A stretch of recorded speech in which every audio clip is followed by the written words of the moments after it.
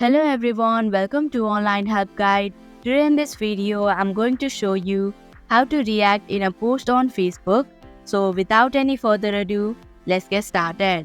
First of all, open up your Facebook app. Now scroll down your screen. In this post, you can see a like option. Press and hold on it for some time.